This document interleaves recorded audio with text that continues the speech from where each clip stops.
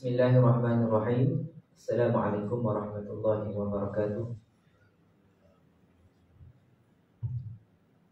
Ila hadratin Nabi Mustafa Rasulullah sallallahu alaihi wasallam wa ila kafatil anbiya'i wal mursalin wa ila ashabihi wa ila jami'il muslimin wal muslimat wal mu'minin wal mu'minat wal masyayikhina wa li asatidatina al ahya'i wal amwat. Syai'u lana al-Fatihah. A'udzubillahi minasyaitonir rajim. Bismillahirrahmanirrahim. Alhamdulillahi rabbil alamin. Arrahmanir rahim. Maliki yaumiddin. Iyyaka na'budu wa iyyaka nasta'in. Ihdinas siratal mustaqim. Siratal ladzina an'amta 'alaihim ghairil maghdubi 'alaihim waladdallin. Alhamdulillah. Wabihi nasta'in. Salawatullahi wa salamuhu ala sayyidina Muhammad wa ala alihi wa sahbihi ajma'in. Allahumma inna nas'aluka ilman nafi'an wa rizqan fahma.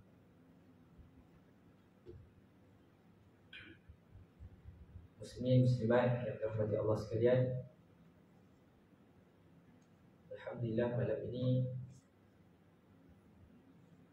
dengan niat mendekatkan diri kepada Allah Subhanahu wa taala dengan cara perbincangan mudzakarah hadis Nabi sallallahu alaihi wasallam, secara khusus dengan memanfaatkan 40 hadis yang disusun oleh Al-Imam An-Nawawi radhiyallahu taala anhu.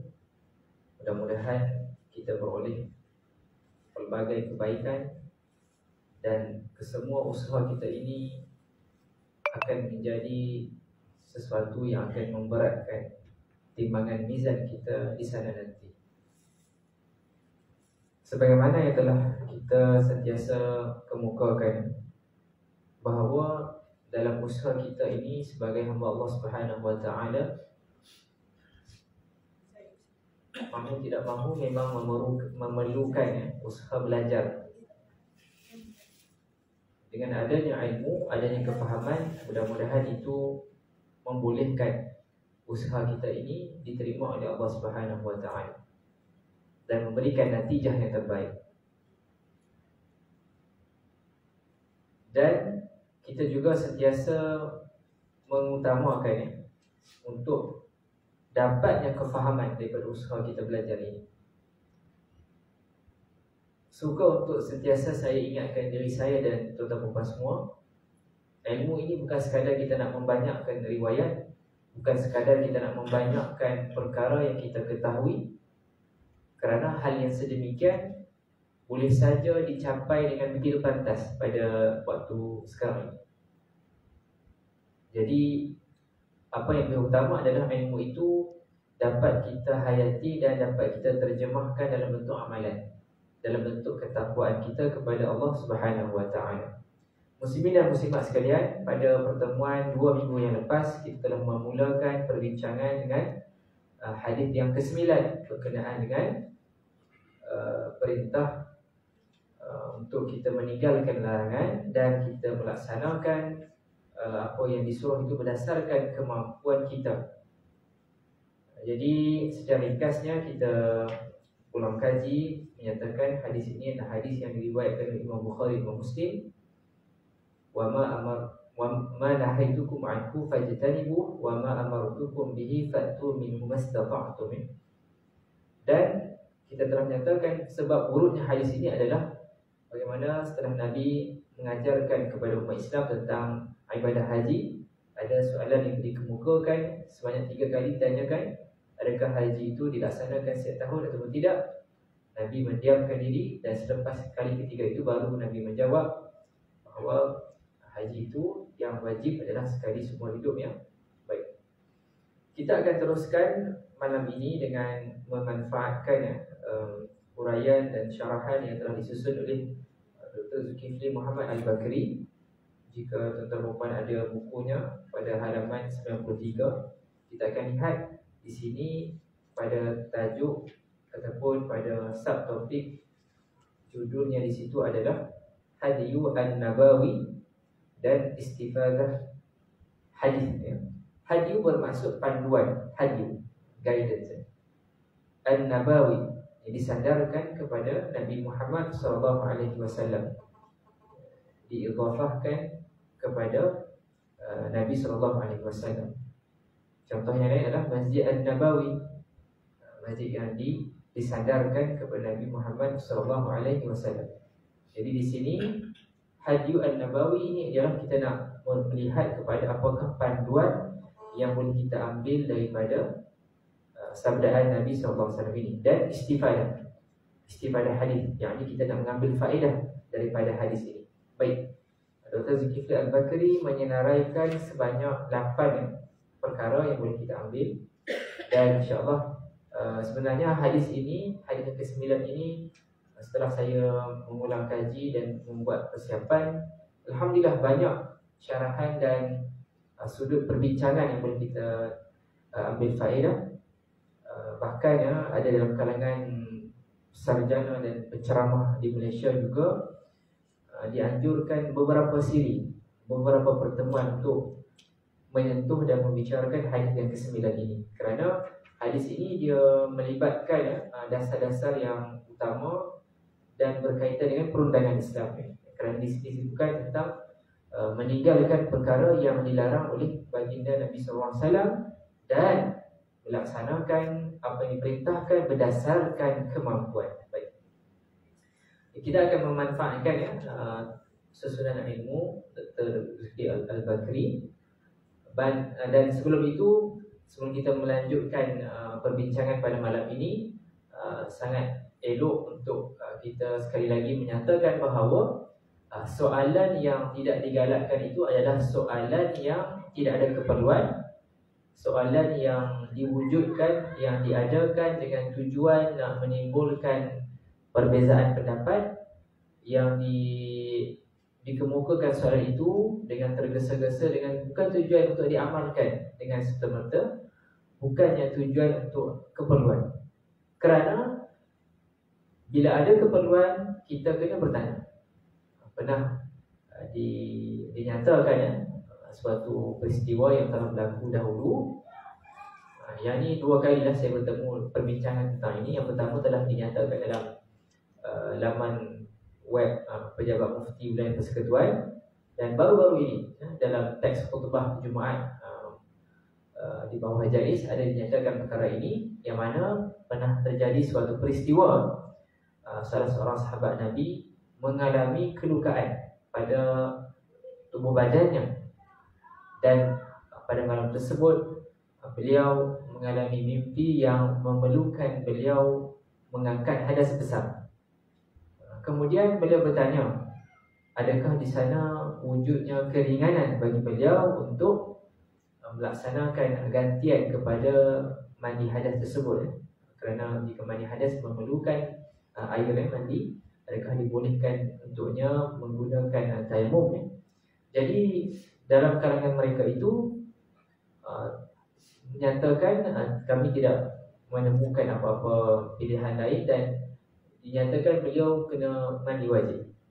Dan akibat perbuatan itu beliau meninggal dunia akibat kena luka dan diteruskan dengan mandi. Dan setelah berita tersebut sampai kepada Nabi, dan nyatalah Nabi tidak bersetuju dengan tindakan tersebut, maka di sini perlu dinyatakan bahawa hal-hal yang melibatkan keperluan, darurat, maka itu prinsip kita kena tanya dan dapatkan penjelasan dan kepastian. Yang tidak digalakkan adalah soalan-soalan yang bukan bertujuan keperluan. Soalan-soalan yang sebagaimana yang telah kita nyatakan sebelum ini, kisah Bani Israel itu, berapa kali pertanyaan mereka? Beberapa kali kan, iaitu kita lihat dalam surah Al-Baqarah, beberapa kali soalan yang dikemukakan itu. Maka kita lihat pertama ditanyakan tentang lembu tersebut, umurnya, kemudian dijawabkan umur pertengahan, kemudian warna, dan ditanya lagi tentang sifat lembu tersebut. Okay, baik. Jadi di sini kena faham kalau soalan itu ada keperluan, maka kita kena nyatakan. Jangan salah faham soalan yang tidak digalakkan itu adalah soalan yang bertujuan untuk tidak ada keperluan. Okay, baik. Jadi kita lihat yang pertama di sini panduan Nabi SAW di sini ialah yang pertama, semua larangan dan sebahagiannya itu boleh dilakukan sama ada dalam keadaan darurat atau tidak, sekalipun selayaknya bagi seorang Muslim bertakwa meninggalkannya sekadar kemampuan. Jadi di sini penekanannya di sini adalah kalau nak dibandingkan kita nak melaksanakan perintah dan kita nak meninggalkan larangan, sarjana menyatakan bahawa perbuatan nak meninggalkan larangan itu lebih mudah kalau nak dibandingkan dengan nak melakukan perintah. Okay. Jelasnya di sini umpamanya larangan untuk apa dia? Mencuri, larangan untuk apa dia? Makan perkara-perkara tidak halal dan seumpamanya. Itu jelas dan boleh dilakukan insya-Allah. Kalau nak dibandingkan untuk melakukan suruhan, maka itu lebih berat kalau nak dibanding. Baik. Seterusnya lafaz al-amru, hamzah mim ra, suruhan. Terdapat dalam Al-Quran dan Sunnah Rasulullah SAW memberi banyak makna. Ada kalanya membawa makna wajib, ada kalanya membawa makna sesuatu yang digalakkan. Baik. Jadi di sini itu dapat kita ambil faedah. Baik, yang seterusnya yang ketiga di sini nyatakan komentar daripada Imam Ibnu Daqiq Al-Aid menyatakan hadis ini walaupun singkat namun bila dibicarakan padat dengan panduan ilmu dalam permasalahan hukum hakam yang begitu banyak. Inilah yang dikatakan mukjizat Nabi SAW. Antaranya sifat Nabi SAW adalah jawami'ul kalim, iaitu ucapan baginda Nabi ini sungguh pun ringkas tetapi begitu padat dengan maknanya. Okay. Berikutnya yang keempat, dinyatakan di sini tentang apa yang diingatkan tentang kehancuran umat sebelum itu adalah kerana bertanya. Namun perlu dilihat di situ pertanyaan itu lebih kepada untuk berbeza pendapat dan tidak segera untuk mentaati perintah. Dan baginda SAW khatir perkara sedemikian berlaku pada umatnya. Perkara yang kelima, faedah daripada hadis ini ialah kehancuran umat sebelum ini disebabkan dua perkara. Pertama, banyak bertanya dan mengada-ngadakan dalam pertanyaan. Sebagaimana yang kita telah nyatakan sebelum ini, apa yang berlaku kepada Bani Israel daripada umur, kemudian warna dan seterusnya, perincian tentang lembu yang diperintahkan untuk disembelih. Baik, seterusnya mereka juga berselisih dalam soal agama dan menyalahi risalah yang dibawa oleh Nabi SAW. Baik. Secara umumnya Nabi SAW tidak membenarkan ataupun melarang para sahabatnya untuk tidak bertanya secara banyak dan tidak ada keperluan kerana tiga alasan. Yang pertama, dikhawatiri pertanyaan itu menjadi kewajipan yang berat. Kan tadi kita rujuk kepada hadis urut hadis tersebut. Jika Nabi menjawab soalan tersebut, kalau Nabi katakan ya, maka menjadi kewajipan yang perlu dilaksanakan setiap tahun, maka itu sangat memberatkan. Jadi hal ini saya nak cuba kaitkan dengan apa yang pernah dibincangkan dengan pensyarah kami berkenaan dengan perintah ataupun saranan ataupun seruan untuk mendirikan solat fardu secara berjamaah. Jadi ada beberapa pandangan ulama.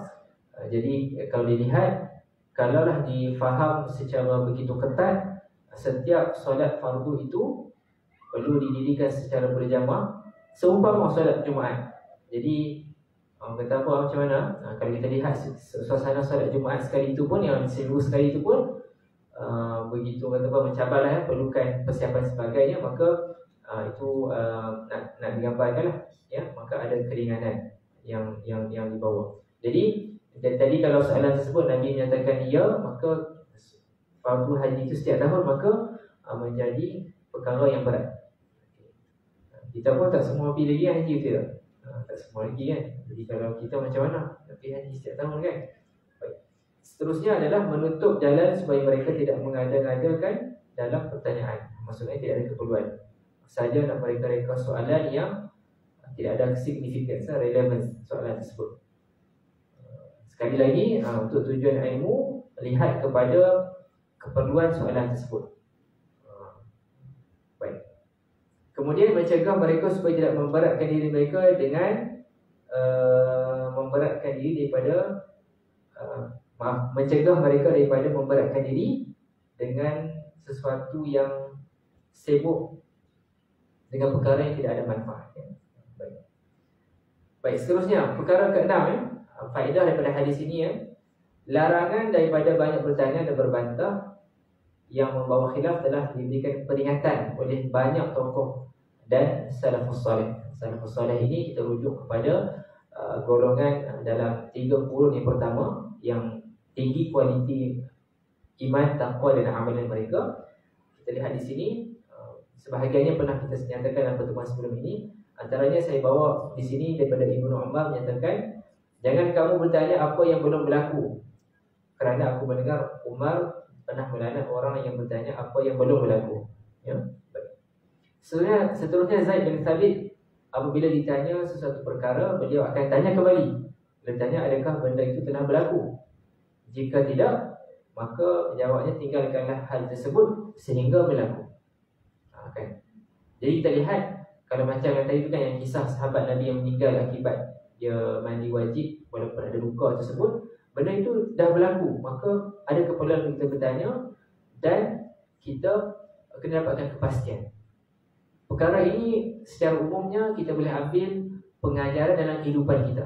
Kita kena kaitkan juga bahawa syariat Islam ini, kalau kita ulang kaji balik, ada maqasid, tujuan yang 5 itu kan. Nak menjaga apa? Menjaga nyawa, menjaga agama, menjaga akal, menjaga harta dan menjaga keturunan. Jadi apa-apa yang berlaku, apa-apa yang kita lakukan ini, kita kena kembalikan, kena ikat balik. Kita nak mencapai, nak memelihara 5 perkara tersebut. Jadi kalau kita salah faham sampai memudaratkan nyawa kita, maka itu kena perhatikan balik. Contoh tadi kan, secara perubatannya adanya luka dan dipaksa juga untuk mandi wajib menggunakan air, maka itu membawa kemudaratan kepada nyawa. Kita lihat dalam membincangkan hukum merokok kan, maka tidak semata-mata kita hanya melihat kepada teks-teks secara abstrak dalam penulisan akademik saja, tetapi kena juga melihat dari sudut pandang perubatan. Jadi sebab itulah dalam memutuskan fatwa-fatwa yang melibatkan isu-isu yang kontemporari, maka sudut pandang pakar-pakar yang selain daripada akademik juga diperlukan untuk kita mendapatkan. Contohnya dalam pengurusan COVID sebelum ni kan, maka semua itu diambil kira. Bukan kita sonok-sonok mendirikan solat secara berjarak, kita menghadkan bilangan jemaah Jumaat seumpama, semua itu ada perkiraan, pertimbangan yang diambil kira. Baik. Seterusnya Al-Hasan berkata, sejahat-jahat hamba Allah ialah mereka yang cuba mencari masalah yang sukar dan membentangkannya kepada orang ramai. Sekali lagi, hal ini jika tidak relevan, tidak ada signifikannya, maka perlu dielakkan, kerana nanti akan menimbulkan kerasahan dan perkara yang tidak wajar kepada masyarakat umum. Hatta dalam perbincangan ilmu sekalipun, tidak semua sesuai disebutkan kepada khalayak ramai. Ada ilmu yang dibahaskan kepada mereka yang telah bersedia dan ada kemampuan untuk membincangkan. Okey, baik.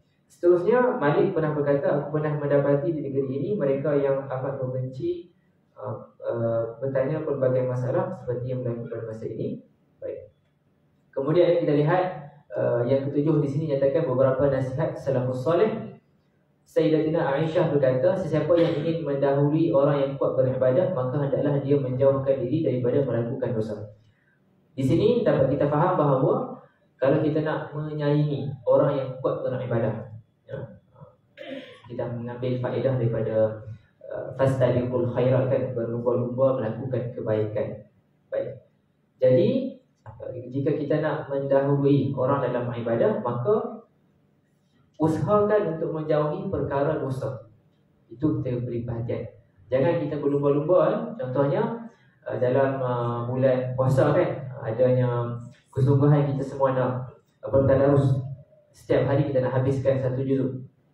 Mungkin ada kumpulan yang buat carta kan, siapa yang dah selesaikan juzuk sebagainya.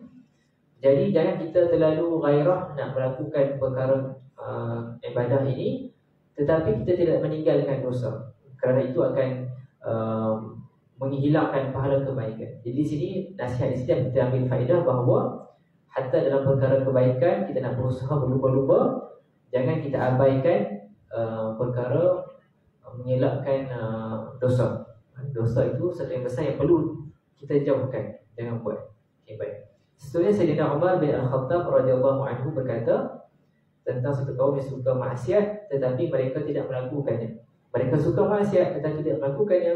Maka Sayyidina Umar berkata, mereka itulah kaum yang hati mereka diuji oleh Allah dengan ketakwaan. Mereka beroleh keampunan yang besar. Ya? Sebab sabar ini, kalau kita ulang kaji balik, sabar ini ada banyak situasi pelaksanaannya. Antaranya ialah sabar dalam melaksanakan perintah Allah, dan sabar juga ada sabar dalam meninggalkan larangan Allah Subhanahu Wa Taala. Okay, baik. Seterusnya Abdullah ibn Umar radhiyallahu anhuma menyatakan mengembalikan 1/6 dirham perak yang haram lebih baik daripada membelanjakan 100,000 pada jalan Allah. Itu kita lihat bagaimana orang-orang yang soleh, salafus soleh, mereka ini sangat hebat didikan agama mereka, takwa mereka, akhlak mereka, ma'rifah mereka. Maka melihat daripada kita belanja jumlah yang besar kebaikan dan dibandingkan kita nak memulangkan harta yang haram, itu lebih utama. Ya, baik. Seterusnya, para abid sebagaimana yang dinyatakan oleh Hasan Al-Basri, para abid yang tidak beribadat dengan sesuatu yang lebih daripada meninggalkan apa yang dilarang oleh Allah Subhanahu Wa Taala. Maka di sini kita faham bahawa para abid mereka memberikan keutamaan untuk meninggalkan apa yang dilarang oleh Allah Subhanahu Wa Taala. Baik. Dan di sini yang terakhir, nasihat salafus salih daripada Sayyidina Umar ibn Abdul Aziz menyatakan, bukanlah takwa itu qiyamul lail dan berpuasa pada siang hari kemudian dicampur adukkan dengan maksiat. Lihat di sini permulaannya beliau menyatakan takwa itu bukannya kita banyak solat malam, puasa siang hari, tetapi campur aduk dengan maksiat. Tetapi takwa itu ialah kita laksanakan apa yang difardukan oleh Allah dan meninggalkan apa yang diharamkan. Sekiranya bersama itu ada amalan lain, maka itu adalah kebaikan di atas kebaikan. Maka sekali lagi, susun keutamaan. Yang pasti haram kena tinggalkan, yang wajib kita lakukan. Dan selepas itu barulah kita laksanakan, usahakan ibadah-ibadah nawafil, ibadah-ibadah mandub, ibadah-ibadah yang dianjurkan, ibadah-ibadah sunat. Baik. Dan ke-8 di sini, sebagaimana yang disusun oleh Dr. Zulkifli Al-Bakri, syariat Islam ini dibina atas dasar yang mudah. Allah Subhanahu Wa Taala memerintahkan para hamba-Nya melaksanakan perintahnya menurut kemampuan. Kita lihat contoh yang sangat jelas. Kenapa ada kursi dalam surau kita ataupun masjid-masjid kita? Untuk memberikan laluan kepada jemaah yang mungkin tidak mampu untuk berdiri secara sepenuhnya semasa solat fardu. Baik, itu contoh yang kita boleh lihat secara jelasnya. Kita lihat di sini dalam kita menunaikan perintah yang disampaikan untuk kita buat dalam solat umpamanya. Jika tidak mampu solat berdiri, maka diizinkan untuk solat dalam keadaan duduk. Itu yang pertama. Kalau bab fiqh solat ini nanti boleh kemukakanlah perbincangan tersebut dalam, saya yakin ada perbincangan fiqh al-manhaji kan, boleh dikemukakan kalau nak lebih explore. Cuma kita faham di sini bahawa dalam kita mendirikan ibadah kita ikut kemampuan, bukan maksud kata kena paksa sampai menafikan kemampuan diri. Kalau mampu berdiri daripada takbiratul ihram sampai lebih kurang imam baca Fatihah kemudian dah tak mampu dah, maka dibolehkan untuk duduk. Kalau memang tak boleh berdiri daripada awal, boleh duduk saja duduk. Dan berikutnya solat duduk mengiring dah sampai isyarat hati kan, isyarat mata dan isyarat hati seterusnya. Baik. Jadi itu di beturutan. Dan kita lihat kita suka travel kan, betul tak? Kita suka travel, suka melancong, suka bermusafir, banyak urusan kerja kan. Jadi untuk musafir sekalipun diberikan orang kata apa? Hadiah bonus kan. Bila kita bermusafir adanya rukhsah, apa dia? Qasar dan jamak kan. Qasar dan jamak. Kena ingat balik, musafir itu dengan tujuan yang baik. Pernah kita beri contoh kan, mereka ni Nabi merompak daripada sekian negeri kan, jauh kan. Dah mereka dah buat measurement dah. Dia buka Google Map, nak merompak, cek dah alamat lokasi tu memang ada cukup ni. So dah jamak Qasar kan. Dah rancang semua. Kemudian nak menuju ke tempat nak buat rompakan tu, dia dah solat jamak Qasar semua. Tak boleh. Dia kena tujuan musafir yang dibenarkan oleh syarak dan melebihi jarak yang telah dinyatakan. 2 marhalah. Dan di sana 2 marhalah itu ada kiraannya lah ya. Baik, kalau saya lebih kepada ambil yang 90 km lah ni. Ada lagi pendapat yang lain, maka kita kena tengok. Baik, benda lagi. Contohnya ibadah zakat kan. Zakat benda wajib kan. Itu pun ada dia punya kriteria dia. Syarat wajib, rukun sebagainya. Bukan masa kata syarat zakat ni semua orang kena. Ada dia punya kiraan dia kan. Baik.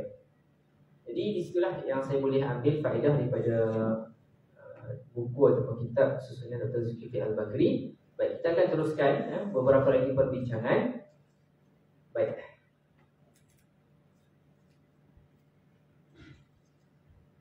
Jadi setakat ni apa kita boleh ambil daripada perbincangan ini? Apa yang Allah Ta'ala perintahkan kita laksanakan berdasarkan kemampuan.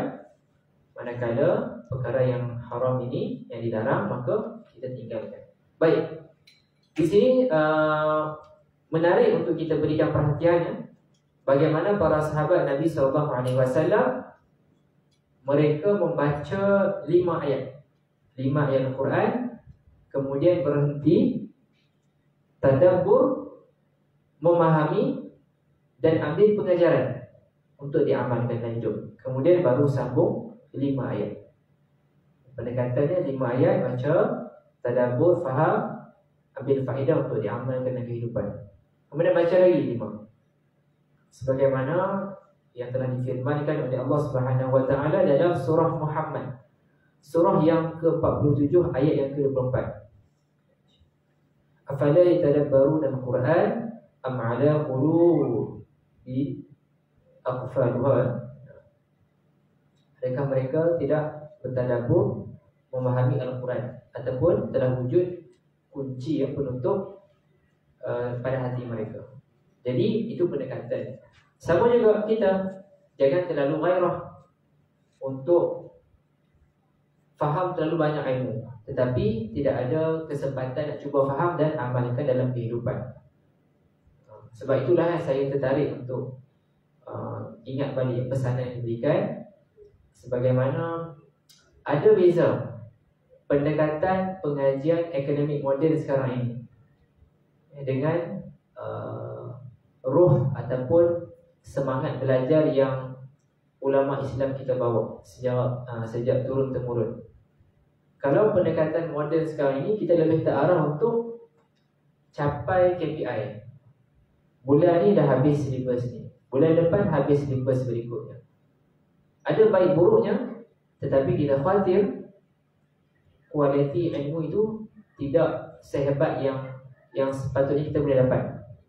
Sebab itu kita lihat saya terbaca beberapa perkongsian yang nyatakan ada sebahagian ulama Azhar itu dia tak mau ambil student pelajar sebagai student dia tak mau sedia student tersebut. Kerana apa? Bagi dia kualiti PhD yang dia nak bawa kepada pelajarnya adalah boleh mengambil masa belasan tahun, puluhan tahun. Jadi dia tak mau student dia tu rasa terlewat daripada kawan-kawan yang nak dibandingkan. Baik. Selanjutnya yang terbaru yang saya baca antaranya adalah Syekh Dr. Ma'bad Al-Azhari. Beliau seingat saya, jika tidak sedap, beliau menyiapkan PhD beliau selama 8 tahun dan setiap hari beliau mengusahakan sebanyak 12 jam. Sehari dia guna separuh untuk tujuan ilmu dia, PhD dia. Itu memang bagi saya Masya Allah sangat kata apa, solid dia punya kesungguhan dan kualiti ilmu. Dan kalau kita ikut perbincangan Universiti Al-Azhar Syarif di Mesir, kalau pada peringkat sarjana muda, insya-Allah lebih mudah Namun tak ramai yang dapat menyiapkan pada peringkat master dan PhD. Jadi kalau kita pernah ternampak ustaz-ustaz, doktor-doktor yang balik daripada Azhar yang telah menyempurnakan master dan PhD, maka itu bukan calang-calang. Maka memang sangat istilah dia syadid sangat ketat dia punya usaha dia dan syarat yang diletakkan. Baik.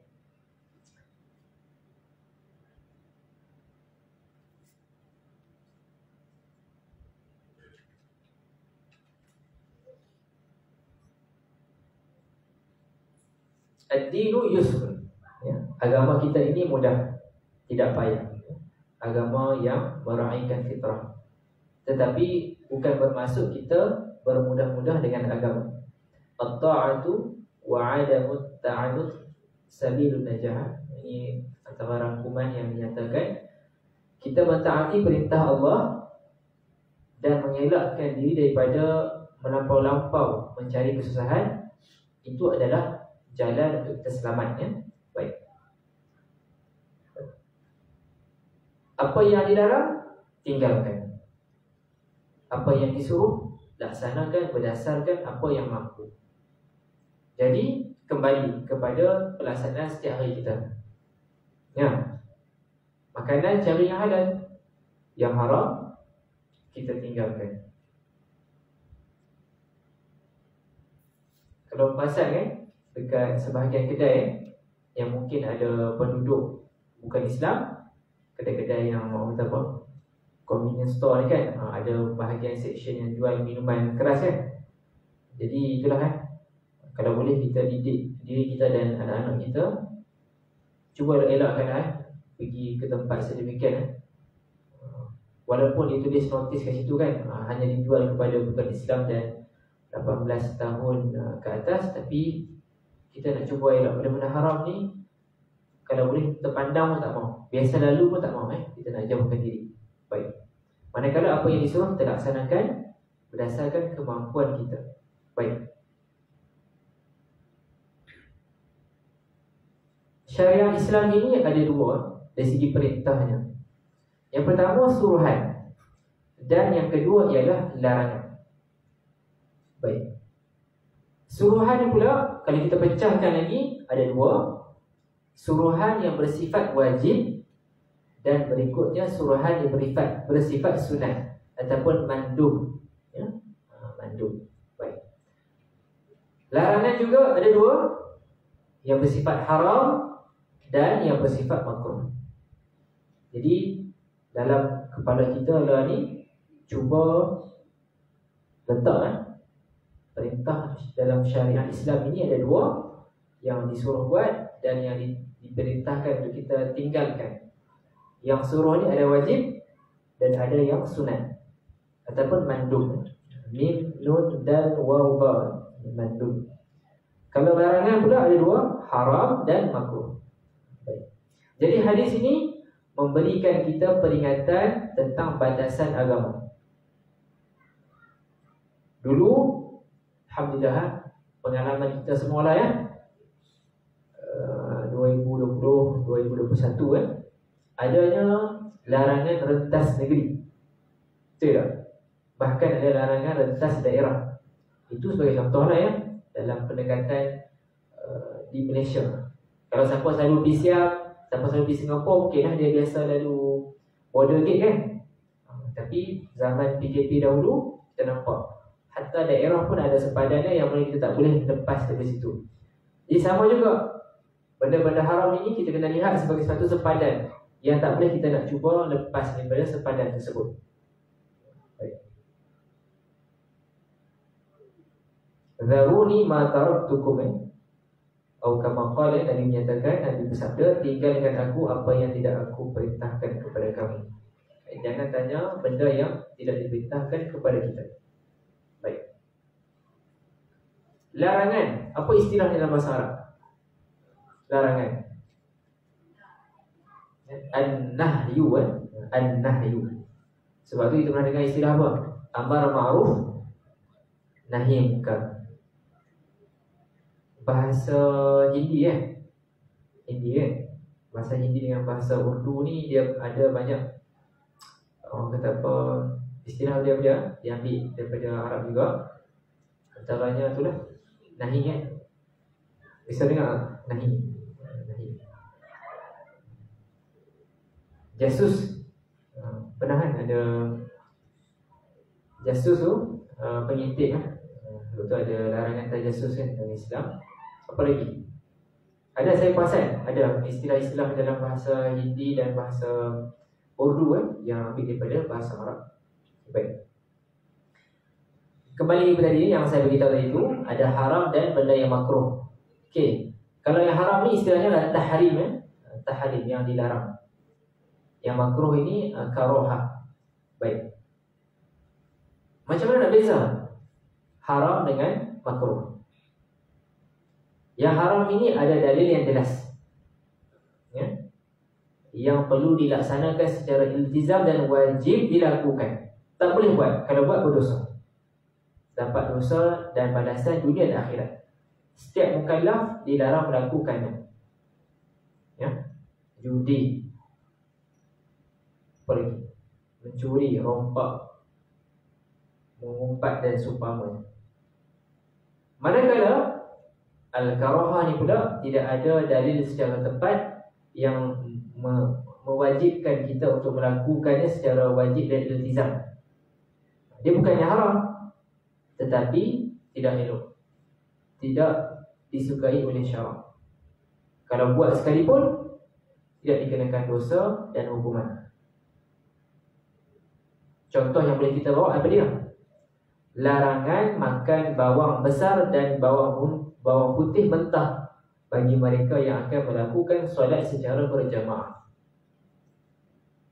Intipatinya adalah apa? Pada isu dia apa? Isu bau. Mungkin budaya kita jaranglah kan makan bawang besar dan bawang putih mentah ni. Jarang berlaku kan. Kalau ikut penceramah yang saya ikuti kuliah mereka menyatakan kalau negara Arab dia lebih biasa dia makan bawang bawang mentah. Kalau kita, apa contoh yang kita boleh bawa? Antaranya ialah durian. Jangan makan durian, betul main semayang, tak bersihkan ataupun tak hilangkan bau. Dia sendawa, dia belahak habis kena pula surau kecil pasang aircon. Jadi bau perfume aircon perfume durian.